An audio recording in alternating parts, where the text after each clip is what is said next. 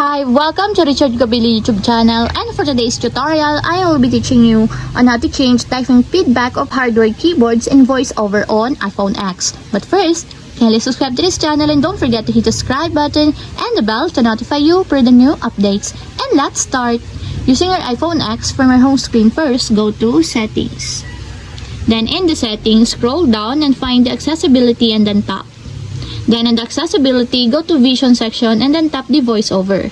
Then after that, in the voiceover, scroll down again and then tap the typing. Then in the typing, tap the typing feedback.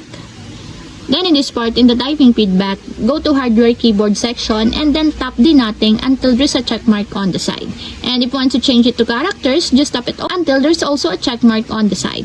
And if you want to change it to words, tap it until there's a check mark on the side. And lastly, if you want to change it to characters and words, just tap it until there's also a check mark on the side, just like this. And that's it, we have successfully changed typing feedback of hardware keyboards in VoiceOver on iPhone X. If you have a question, kindly comment down below and don't forget to hit the subscribe button and the bell to notify you for the new updates. And thank you for watching!